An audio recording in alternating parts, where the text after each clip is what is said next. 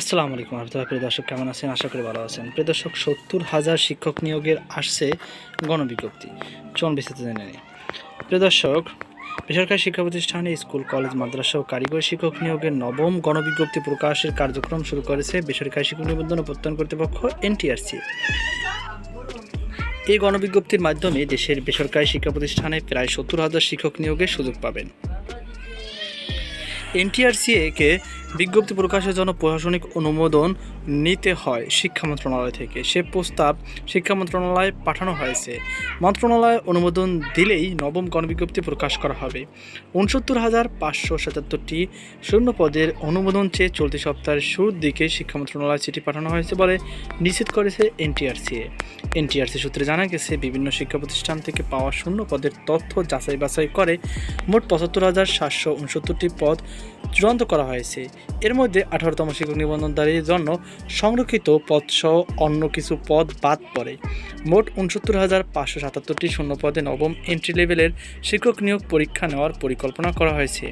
এনটিআরসি-এর সচিব এম রিজওয়ানুল হক বলেন, নবম শিক্ষক নিয়োগের পরীক্ষা অনুমোদনের জন্য শিক্ষা মন্ত্রণালয়ে চিঠি পাঠানো হয়েছে। মন্ত্রণালয়ের অনুমোদন দিলেই দ্রুত সময়ে পরীক্ষা নেওয়া হবে। জিসান আহমেদ নামে একজন চাকরি প্রার্থী বলেন, ১৮তম নিবন্ধনে পাশ করলেও পরে আর সুপারিশপ্রাপ্ত হয়নি। শুনছিলাম এবছর শুরুর দিকে ১৯তম নিবন্ধনের বিজ্ঞপ্তি দেবে। এটি নতুন পদ্ধতিতে হবে, পাশ করলে সনদ দেবে, তাই আশা করি নিয়ে আছি। চাকরির বয়সও শেষ হয়ে যাচ্ছে, যত দ্রুত বিজ্ঞপ্তি হবে আমাদের জন্য ততই উপকার আসবে। বেসরকারি স্কুল, কলেজ, মাদ্রাসা, কারিগরি শিক্ষা প্রতিষ্ঠান নিবন্ধন পরীক্ষার পরিবর্তে এখন থেকে শিক্ষক সরাসরি নিয়োগ দেওয়া হবে।